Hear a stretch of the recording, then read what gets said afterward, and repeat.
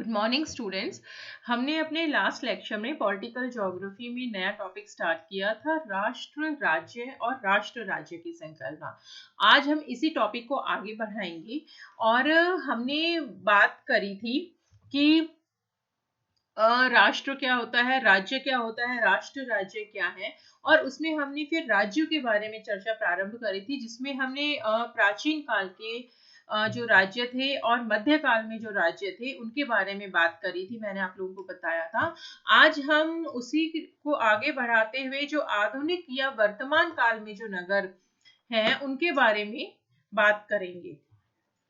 तो professor Moody ने कहा है कि आधुनिक युग का राजनीतिक इतिहास जो है वो किसी एक व्यक्ति या कुछ सुविधा संपन्न व्यक्तियों के प्रभुत्व को कुचलने की कहानी है। परिणाम स्वरूप क्या हुआ कि संसदीय सरकार का विकास हुआ, स्वायत्त शासन का विस्तार हुआ।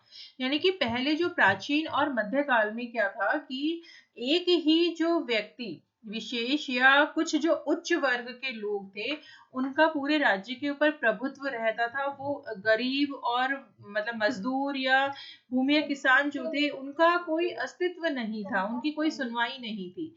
लेकिन आधुनिक और वर्तमान काल में क्या हुआ कि जो कुछ सुविधा संपन्न लोग थे, जो एक व्यक्ति का शासन था उसका अंत हुआ धीरे धीरे, और मतलब संसदीय सरकार का विकास हुआ, स्वायत्त शासन व्यवस्था में आई, मध्यम वर्ग का उदय हुआ। तो इस प्रकार वर्तमान राज्य के विकास को प्रभावित करने वाले कुछ तत्व हैं, जिसमें कि प्रतिनिधि सरकार, औद्योगिक क्रांति, जनसंख्या का परिवर्तन, अंतरराष्ट्रीय कानून का विकास, राज्यों की आपसी अंतर्निर्भरता आदि इसमें प्रमुख है। तो आधुनिक युग में क्या हुआ कि जब प्रथम विश्व युद्ध हुआ उस समय तक यूरोप तक राज्य व्यवस्था सीमित थी।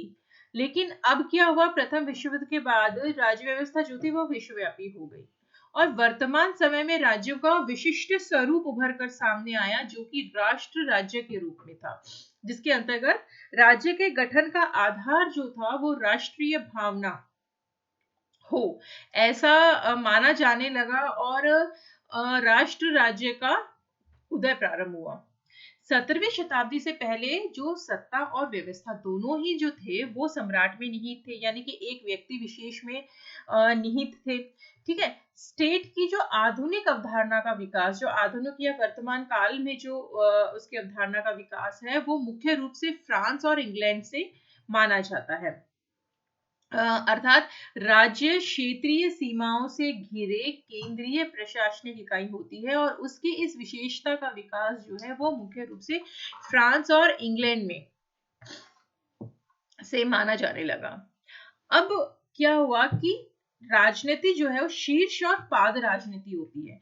तो सबसे पहले हमें समझना होगा कि शीर्ष राजनीति क्या है और पाद राजनीति क्या है। तो शीर्ष राजनीति में क्या होता है, राज्य के अस्तित्व की सुरक्षा से संबंधित जो कार्य होते हैं, अन्य देशों से संबंध होते हैं, अंतरराष्ट्रीय संबंध, या देश को एक सूत्र में बांधने हेतु जो प्रयास किए जाते हैं वो सब शामिल होते हैं। ठीक है। और जो कि प्रशासक, सेनाध्यक्ष और अन्य शीर्ष स्तरीय अधिकारियों के निर्णय क्षेत्र में आते हैं, यानी कि जो मतलब उच्च स्तर के जो कार्य हैं वो शीर्ष राजनीति के अंतर्गत आते हैं और सामान्य जनता का शीर्ष राजनीति से कोई भी सीधा संबंध नहीं होता है। जबकि पाद राजनीति में वो आर्थिक और सामाजिक नीतियां शामिल होती हैं जो कि आम नागरिक के दिन प्रतिदिन के जीवन से सीधे रूप से संबंधित होती हैं, उसको प्रभावित करती है, जैसे कि स्वास्थ्य, शिक्षा, सामान्य प्रशासन, देश में आंतरिक शांति आदि जो कार्य हैं वो उसके अंतर्गत आते हैं। और इनके क्रियान्वयन में जो स्थानीय प्रशासन की केंद्रीय भूमिका होती है। तो पूर्व औद्योगिक युग जो था वो शीर्ष राजनीति प्रधान था, लेकिन आधुनिक युग जो आया इसमें जो राजनीति थी वो प्रधानतः पाद स्तरीय थी, यानी कि नीचे के स्तर पर थी। तो शीर्ष से पाद राजनीति और शासन से प्रशासन की और प्रगति का प्रधान कारण क्या था, औद्योगिकरण और नगरीकरण। औद्योगिकरण और नगरीकरण जब हुआ तो उसके साथ साथ पाद राजनीति का भी विकास हुआ। अब क्या हुआ कि राज्य का मूल रूप से प्रशासनिक व्यवस्था के पर्याय बन गए थे और राजनीति शीर्ष स्तरीय विषयों के स्थान पर पाद स्तरीय यानी कि नीचे, मतलब जो आम जनता से संबंधित जो विषय थे उन पे केंद्रित हो गई। ठीक है। 20वीं शताब्दी के राज्यों का प्रमुख उत्तरदायित्व जो था वो देश की आर्थिक प्रगति और कल्याणकारी प्रशासन है। यानी कि देश के आर्थिक प्रगति के साथ साथ कल्याणकारी प्रशासन भी देश में होना चाहिए, राज्य में होना चाहिए। ये 20वीं शताब्दी के जो राज्य हैं यानी आधुनिक राज्य जो है उनका प्रमुख उत्तरदायित्व है। अब आधुनिक राज्य की विशिष्ट पहचान जो है वो प्रशासनिक क्रियाशीलता बन गई। तो राज्य का उद्देश्य क्या हो गया कि राज्य की दैनिक क्रियाकलाप जो है उनको नियमानुसार संचालित करना। अब आधुनिक राज्य के उद्भव में जो तकनीकी विकास हुआ उसका प्रभाव बहुत ही निर्णायक सिद्ध हुआ। नई तकनीकी के प्रयोग से क्या हुआ, सभ्यता का आधार ही बदल गया, क्योंकि निर्णायक भूमिका में प्रकृति के स्थान पर अब मानव का पक्ष आ गया। संसाधनों के अति दोहन से उत्पादकता में वृद्धि, वर्ग विभाजन, पूंजीवाद, जो पूंजीवाद, वर्ग विभाजन, पूंजीवाद का प्रादुर्भाव हुआ और मध्यम वर्गीय क्रांति और जनतांत्रिक क्रांति जो थी ये आई और समाज केंद्रित प्रशासन व्यवस्था का मूल कारण बनी है।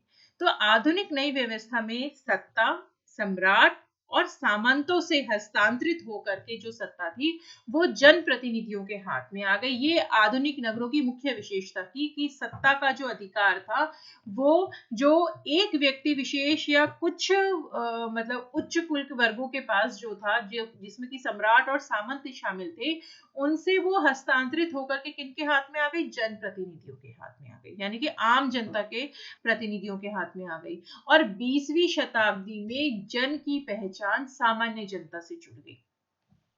ठीक है। राज्य सत्ता अब स्थायी संस्थाओं के माध्यम से जनतांत्रिक मूल्यों के अनुरूप संचालित होने लगी। इस प्रकार आधुनिक राज्य जो है वो शीर्ष राजनीति से पाद राजनीति की ओर, यानी कि कुछ एक व्यक्ति या कुछ लोगों के हाथ से सत्ता जो है वो जनतांत्रिक या सामान्य जनता के हाथ में हस्तांतरित हो गई, जन प्रतिनिधियों के हाथ में हस्तांतरित हो गई।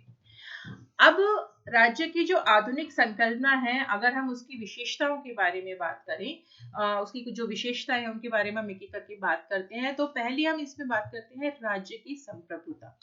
राज्य का उसकी सीमाओं के अंतर्गत आने वाले क्षेत्र और नागरिकों के ऊपर पूर्ण नियंत्रण होता है। इसी माध्यम से राज्य आंतरिक प्रशासन और अंतरराष्ट्रीय संबंधों को परिचालित करता है। ये आधुनिक संकल्पना जो है राज्य की, उसकी पहली विशेषता है कि राज्य की संप्रभुता।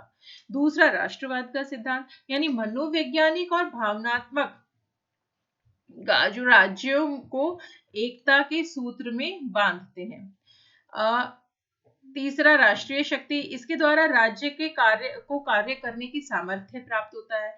चौथा है केंद्रीय नियंत्रण वाली राज्य सत्ता, यानी इसका अधिकार क्षेत्र जो है वो देश के संपूर्ण भौगोलिक क्षेत्र पर समान रूप से होता है। राज्य के द्वारा स्थापित जो संस्थाएं हैं उनके माध्यम से राज्य का कार्य जो है वो अच्छे तरीके से संचालित होता है। राज्य की विधि जो है, कानून जो है वो देश के प्रत्येक नागरिक के ऊपर समान रूप से लागू होता है। ठीक है। पांचवा है इसमें सत्ता का अधिकार और देश का प्रबंधन, यानी शासक और शासित की आपसी स्वीकृति से बनाए गए नियमों के अनुसार कार्यों को या कानून को क्रियान्वित करना। अब अगर हम राज्य के तत्वों के बारे में बात करें तो राज्य के तत्वों में शामिल है सीमाओं द्वारा निर्धारित क्षेत्र। इसमें क्षेत्र में विस्तार के साथ प्राकृतिक विशेषताओं जैसे कि स्थिति, विस्तार, आकार, जलवायु, संसाधन, मिट्टी, प्राकृतिक वनस्पति, जल राशियां, खनिज संसाधन आदि सभी प्राकृतिक विशेषताएं शामिल है, प्राकृतिक तत्व शामिल है। और इसके अतिरिक्त क्षेत्र का निर्धारण सीमाओं के द्वारा होता है। ठीक है। दूसरा है इसमें प्रशासनिक स्वरूप राज्य का। तो राजनीतिक भूगोल में क्षेत्र पर राजनीतिक नियंत्रण का स्तर, आंतरिक संगठन का प्रकार एवं उसकी प्रभावशीलता का अध्ययन किया जाता है। वर्तमान विश्व में राज्यों का अन्य राज्यों के नियंत्रण के सामान्य रूप जैसे कि उपनिवेश या संरक्षक का शासन या निक्षेपधारी क्षेत्र या अंतरराष्ट्रीय क्षेत्र इसमें शामिल है कि वो किस प्रकार का वहां पर प्रशासित स्वरूप है। जिसमें उपनिवेश से तात्पर्य है कि उपनिवेश की राजनीतिक शक्ति जो है वो अधिकांशतः विदेशियों के हाथ में होती है, यानी कि विदेशी जो देश होते हैं वो कहीं दूसरे कमजोर देश पर उसको अपना उपनिवेश बना लेते हैं। ठीक है, तो इसमें जो राजनीतिक शक्ति है वो विदेशी हो गई और शासक देश के लोग जो उपनिवेश क्षेत्र होते हैं उनमें विशेष सुविधाएं प्राप्त होती हैं उन्हें। क्षेत्रों की आर्थिक व्यवस्था का उद्देश्य विदेशी शक्तियों को ही लाभान्वित करना होता है।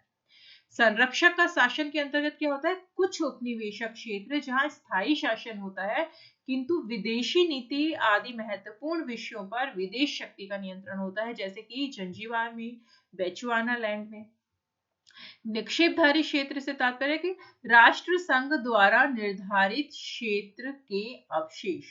ठीक है, 1920 से प्रथम विश्व युद्ध में पराजित राष्ट्रों के उपनिवेशों पर विजेता राज्यों का शासन का अधिकार दिया गया था। ठीक है, 1945 में संयुक्त राष्ट्र संघ की स्थापना के पश्चात इन पर जो शासन है वो एक काउंसिल को सौंप दिया गया।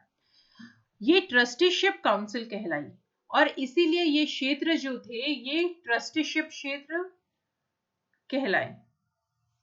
अंतरराष्ट्रीय क्षेत्र अत्यधिक विवादास्पद क्षेत्र है जिस पर नियंत्रण के प्रश्न पर निर्णय नहीं हो पाता है। ठीक है, अब नेक्स्ट है राज्य का तत्व जनसंख्या।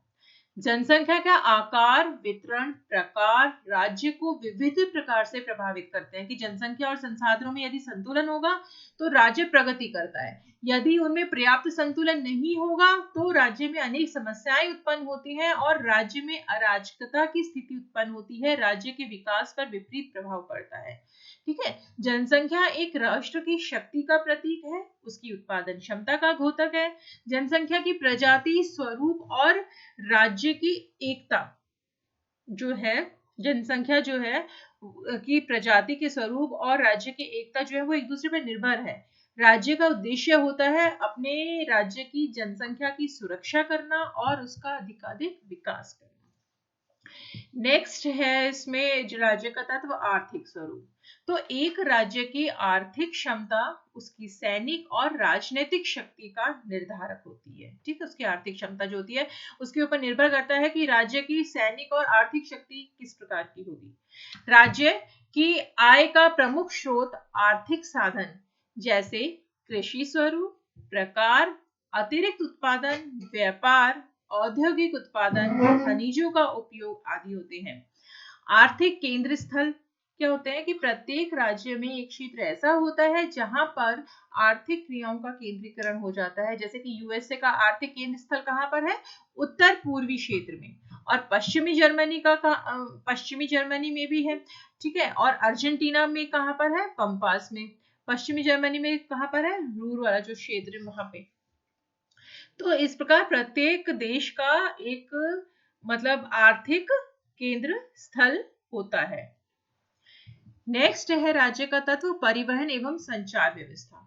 इनके द्वारा क्या होता है कि राज्य के विभिन्न भागों में मानव एवं विचारों की प्रवेश्यता संभव होती है।